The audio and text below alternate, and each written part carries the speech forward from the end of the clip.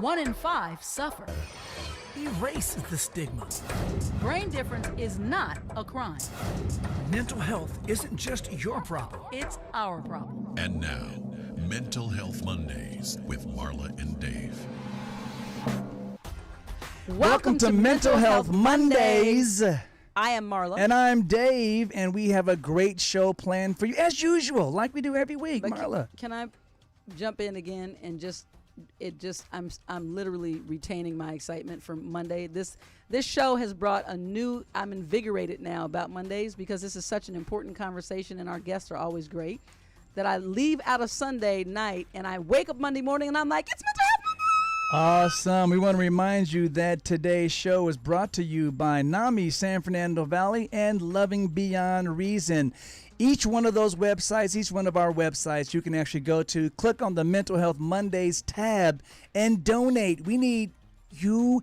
We need your money. We need your time. Help us out. This message is so needed, but we need you to help us get the message out. Support us, right. And to exactly. support us. Our guest today is another mental health superhero. At least that's how I'm referring to anyone who's had to navigate the extremely hellish waters of discovering that your loved one has a brain difference. And then when you try to get some help, to only find out that our health care system is strangely and extremely cumbersome when it comes to accessing resources for mental health. Thank God for NAMI. Ruby Vivas is our guest. She's a NAMI San Fernando board member and a family-to-family instructor. And she has a family member, like most of us, dealing with issues. We call them brain differences, lovingly so. And we will talk to her all day today, and you will love it because it's going to be not only entertaining, but very informative. We shall be right back. Don't move.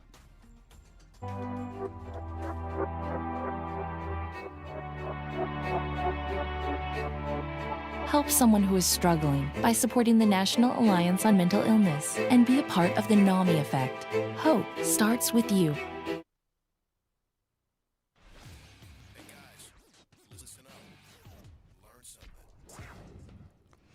You know what? I have to always remind the whole purpose that we have chosen to do this show is because it is so personally important for us to make sure that everybody understands that you really aren't in this alone.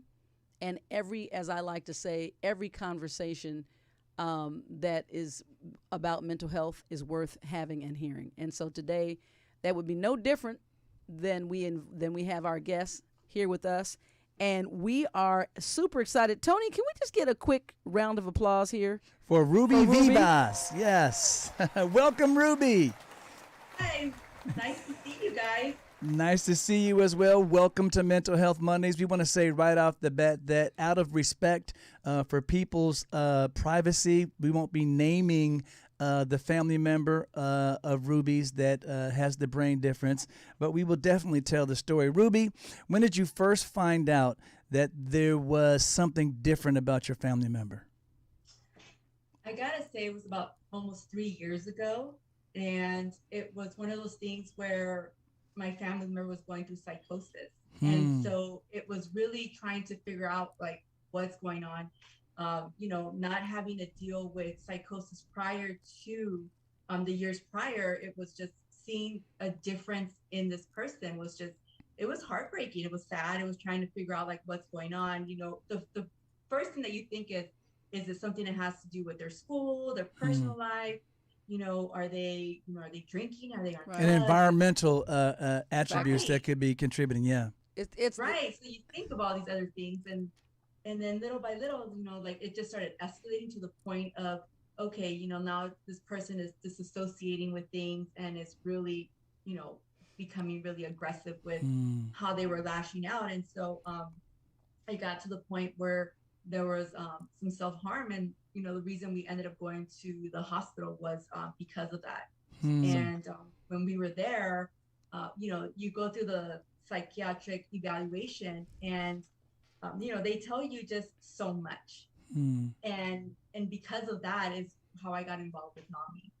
Wow. Well, that's I have an interesting question because I'm listening to you, and as everybody tends to know David and I's story, you were going through the typical parent checklist of behavioral issues with a adolescent or teen or young adult.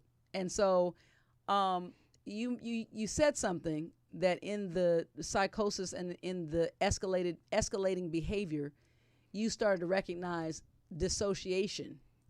Do you have a history of any type of understanding of mental health? Is that something that you were familiar with prior to having to deal with your loved one? Is it a family issue, or is it just information you might have randomly encountered? It was something new. It was something new for us, just knowing that, I have another family member who, after this other family member was diagnosed, came forward and said, hey, I also have, the same X, issue. Y, and Z. Right.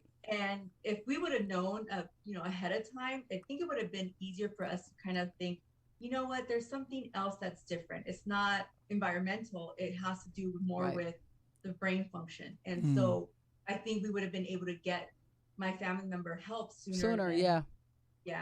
If somebody had come forward, and I think that's a big thing that I want to bring up, and I'm glad, Ruby, that you're bringing this to light, because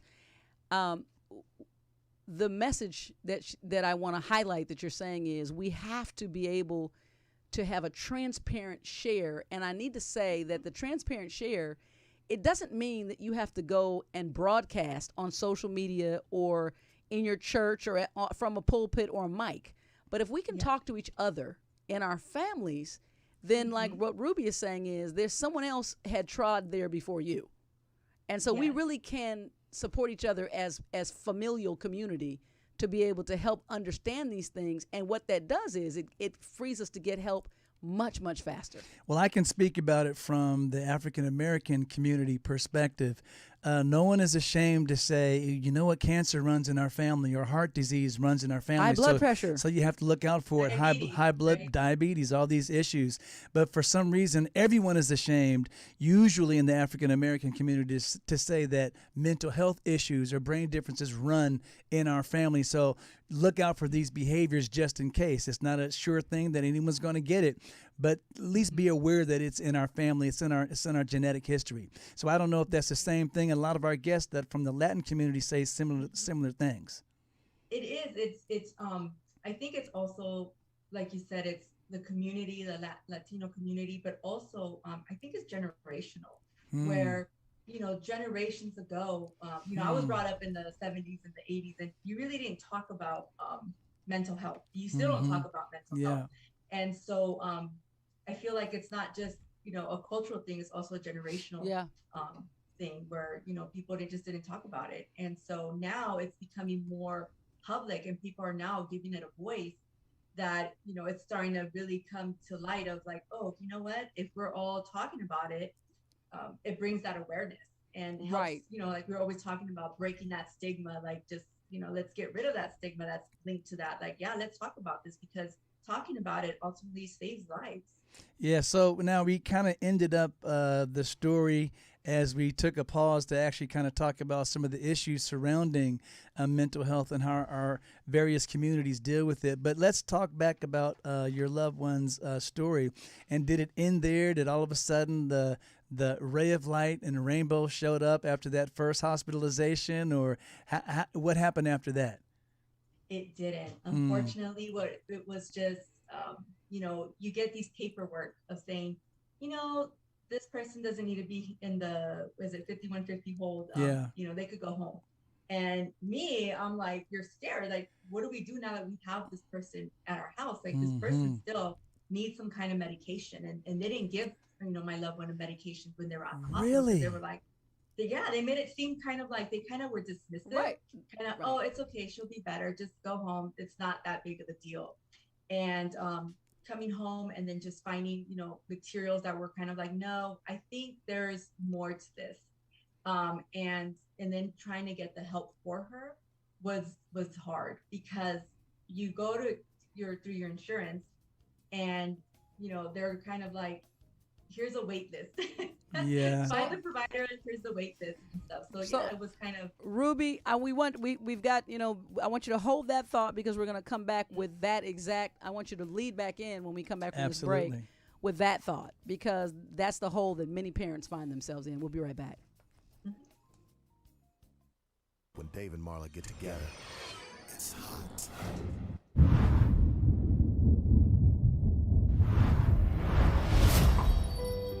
You may not realize it, but these words, often used to describe someone with a mental health condition, can be very harmful. In a country where 1 in 5 people are affected by a mental health condition, it's time for all of us to step up and change the conversation. Just because someone's struggle isn't obvious on the outside doesn't mean they aren't hurting on the inside. We need to see the person, not the condition. Join with me, pledge to be stigma-free. When Dave and Marla get together, it's hot. It's time for the Mental Health Minute with Marla and Dave. It's time for the Mental Health Many Minute. people believe there is nothing that they can do for a person with mental health issues. In fact, according to mentalhealth.gov, friends and loved ones can make a big difference. Only 44% of adults with diagnosable mental health problems and less than 20% of children and adolescents receive needed treatment. Friends and family can be important influences to help someone get the treatment and services that they need by 1. Reaching out and letting them know you are available to help. 2. Helping them access mental health services. 3. Learning and sharing the facts about mental health, especially if you hear something that isn't true. 4. Treating them with respect just as you would anyone else. And lastly, refusing to define them by their diagnosis or using labels such as crazy. No. If you or someone that you know is experiencing mental health challenges, please, we ask, visit NAMI-SFV.org, which is San Fernando Valley, for help with hospitals and psychiatric units yes. and mental health centers. Help with specific mental health issues, including suicide prevention, and specific help for veterans, including a Veterans Crisis Line. This message is brought to you by Mental Health Mondays with Marla and Dave.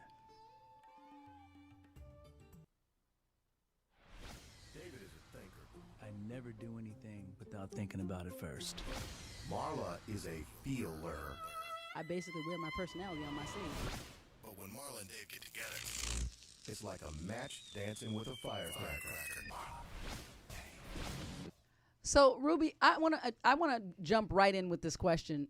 Can you describe for us and our audience that feeling that you had when your loved one came back and first of all, let me just explain that the crisis, the psychosis that our loved ones go through is super traumatic. Especially for those of us who are still connected to a consensus reality. I just have to say that. It's because all you want to do is help and you can't even reach them. So when you get them back, what is the feeling that you had when you really realized that, oh my goodness, there's no relief here? Like the system essentially has failed me. I felt helpless. I felt alone. I felt enraged because, my husband works for the post office. And so we're thinking, he's got these great benefits and, but we never thought about we would have to one day look at the benefits of mental health. And so when I looked at those benefits and what was out there for us in regards to services, they were limited. And so, being able in a crisis state to try to get someone help, you're in this sense of despair, just trying to, you're going like just all over the place. Like, okay, I need to get an appointment. They don't call you back. They don't take your insurance, or they have a wait list. And so it was really scary, not knowing like any minute this could either get better or it could go into a different direction. It could be catastrophic. Yeah, and the last thing that you didn't mention, or some of the help that everyone talks about, is so expensive that unless you're wealthy, you're just not going to have access to it. Our son was in a program that cost $5,500 a week. No. It was $20,000 a month is what they were asking. Yes, that's, if you add that up, $5,000 a week comes out to be about $5,500. I thought you were saying $5,500. Okay. $5,500 a week. And, fortunately for us, for the time he was there, he was sponsored to be there. But, I mean, that's just completely outrageous. And this is one of the things that Mental Health Mondays, Love and Beyond Reason, NAMI in general, specifically our partnership with NAMI San Fernando Valley, we're trying to sort of get rid of this stigma. It's almost like we have a system that is so capitalistic in nature, and unless they feel like there's going to be an immediate healing, the insurances don't want to deal with it anyway. And beyond getting rid of the stigma, we're really trying to redirect services. Absolutely. That's actually the point. So Ruby, okay, so you get to this point, you're like, okay, my goodness, this is not really helping. Take us right quick from there. So another family member sponsored my daughter and was like, I saw this psychiatrist, she's really good. And it was like you said, it's expensive. It was like $300 for an hour session for her. Wow. And, the first hour you're paying $300 and they're getting just to know her. And so it's, so you have 1 hour, there, the second hour is kind of like starting to get into, helping. And then, but you really need weekly sessions during that time. Yes. And even, just in general, it's good to go to therapy. Even if you feel like we're good, it's always good, just to have that someone to talk to. But for $300, and she came with a bundle deal of 12 sessions for $300 each. So yeah, it's that was a blessing. but, Absolutely. Yeah. So I was happy that another family member was able to sponsor her. But if I had to do that on my own, compared to the insurance that said you could do therapy for $20, the copay, or $300 because no one is available. So it was really it's tough to try to do that weekly for an hour session. It most definitely is. And so let's start skipping ahead a little bit. Did your family member have any additional hospitalizations? She did not. She ended up with, so one of the things I did want, and I don't know if I'm allowed to do this, but I did want to send a special shout out to CSUN. They're a university in Northridge, and she, my daughter was attending, I'm not actually going to say it's my daughter, was attending CSUN during that time. And I didn't know what to do. Desperate times calls for desperate measures. So I went ahead and I called and I spoke with somebody there saying, hey, do you guys have mental health services there? And they referred me to another location. And because of them, they also gave me NAMI. And they were like, we heard about this organization. And they really followed up with me. They called me, they checked to see how everybody was doing. And because of them, that's why I found NAMI, and I found her psychiatrist so that she could get the medication that she needed. And so after a month, I literally would sleep with my daughter. She would sleep on the couch.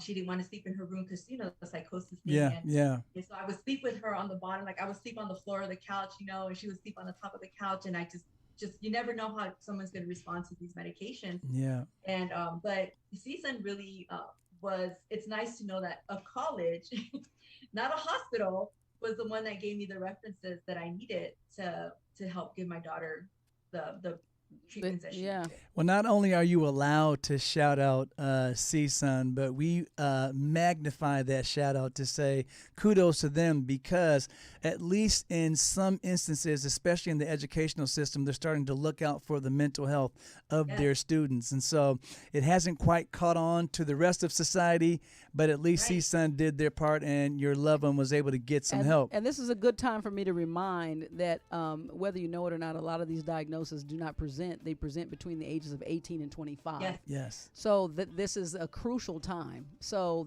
the fact that CSUN, again, Cal State University Northridge, for those of you across the country and across the world, we are grateful that you cared enough to actually have mental health services. Ruby, don't you move. Stay right there. We'll be right back.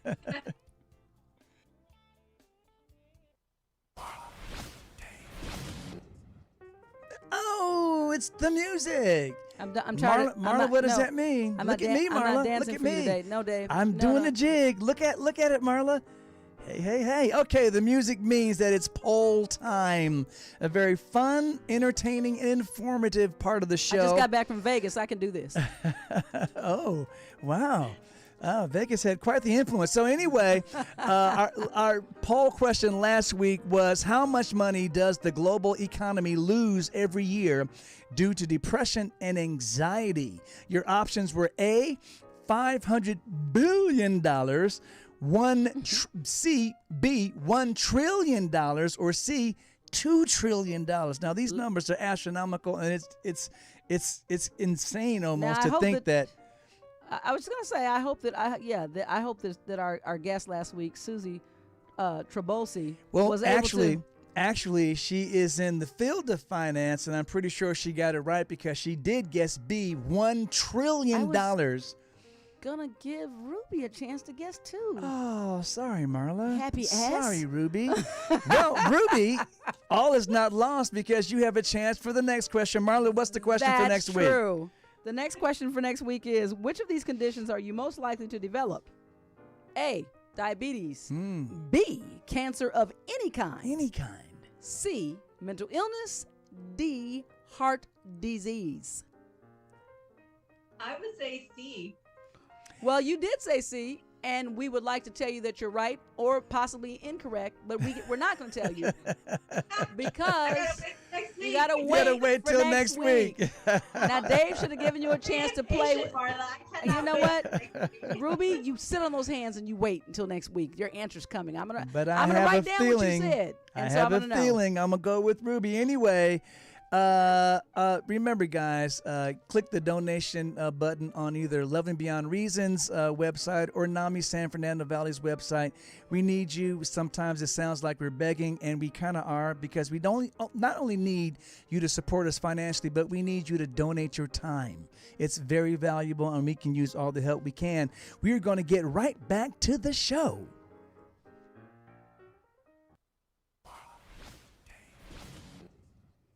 All right, Ruby, you mentioned that it was through CSUN that you got the tip to check out NAMI. Now, how soon before you took advantage of that information did you start feeling like you were in the right place, so much so that you actually joined the board and then became a teacher with one of their classes? I think it was one of my first classes it was the support group.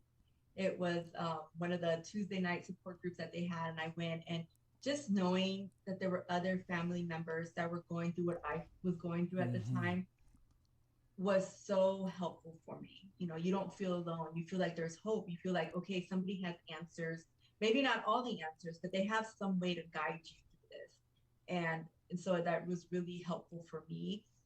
Through that journey is then from there, I saw how my daughter was now starting to get involved with, she started getting involved with NAMI. She took some of the classes. She started being more proactive with her mental health and just going to her weekly sessions and just talking about things. So she's not ashamed to talk about it with anybody. She actually, when she was diagnosed, she actually was like, I have a reason why I was acting the way I am. And it gave her some kind of peace, also knowing that there was something to that.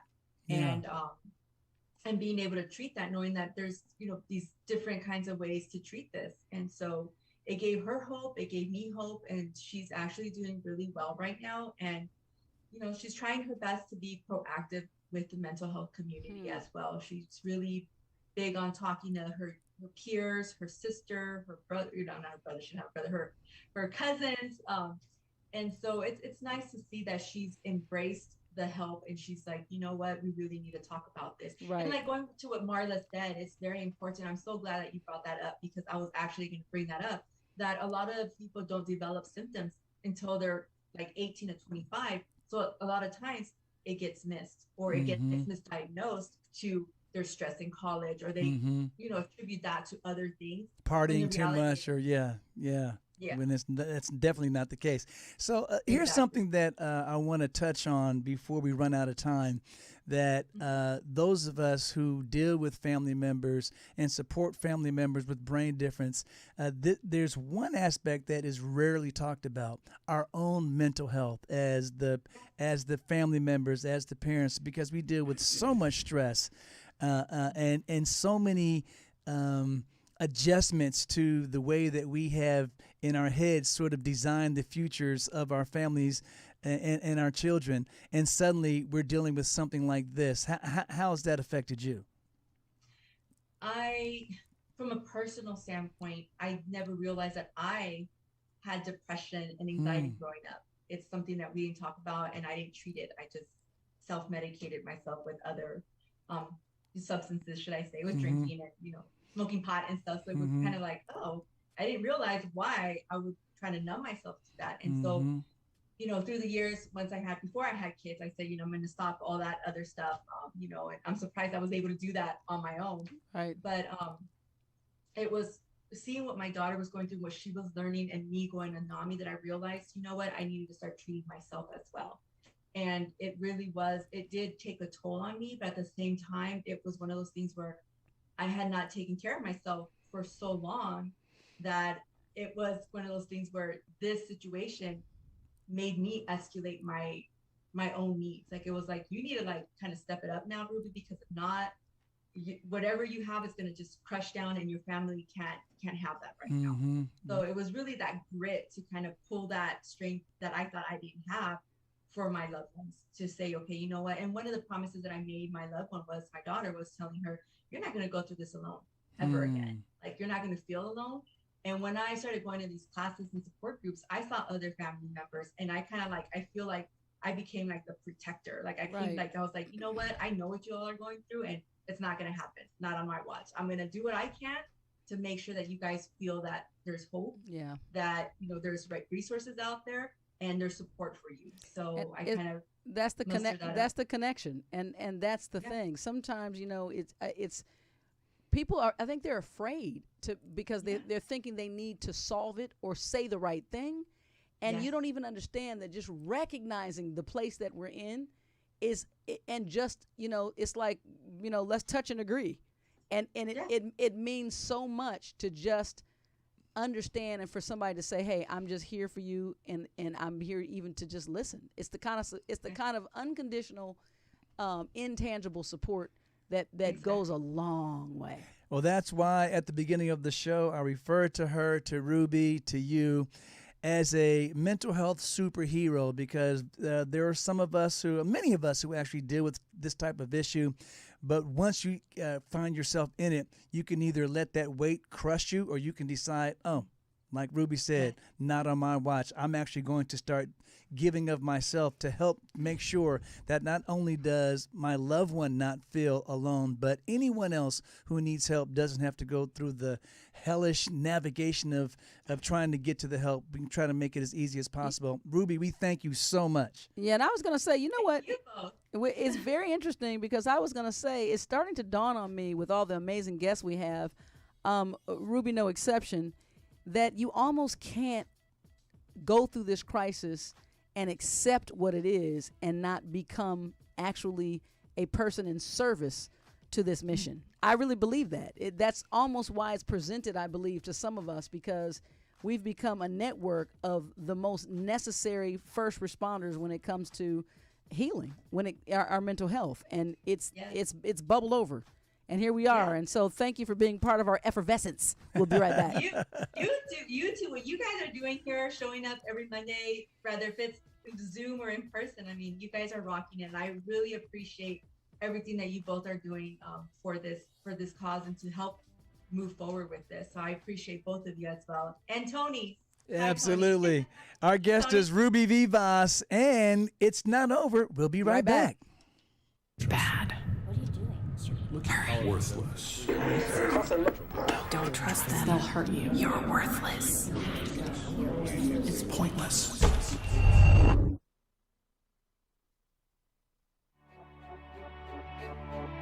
When the pain of schizophrenia meets hope, everything can change. Help someone who is struggling by supporting the National Alliance on Mental Illness and be a part of the NAMI effect. Hope starts with you. It's raw, real, and unfiltered. Before we get our final word from Ruby, I want to take a page out of Ruby's book and do a quick shout out. Thank everybody here in the chat room, on the Loving Beyond Reason page, and I believe that are we streaming now on YouTube? On YouTube, yes, the Loving Beyond Reason YouTube page. You can always catch the show there live from this point on. We're proud of that. Right, and so thank you everybody here. There's been a constant conversation going on and people sharing FD files and many.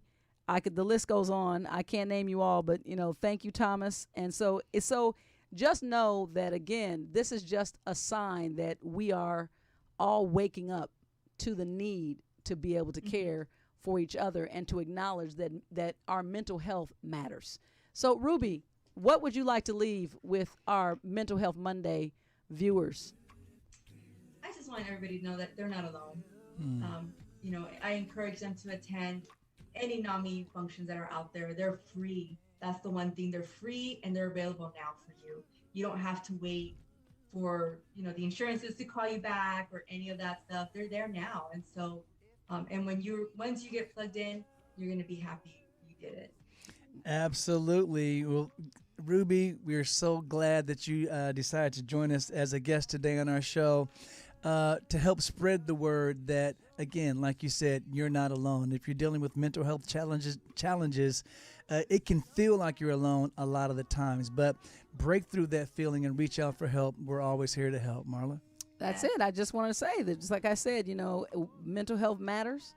And every conversation that we have surrounding mental health is one worth having and one worth hearing. Absolutely.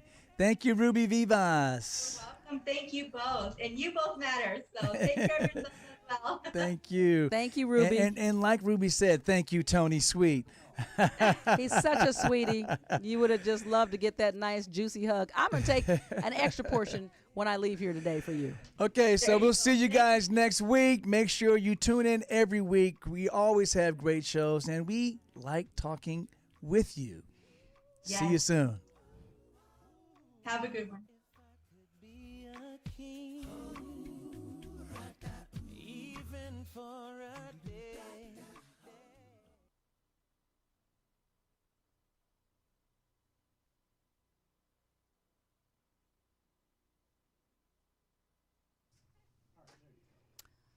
Ruby, thank you so much. So how is your daughter today? How's today?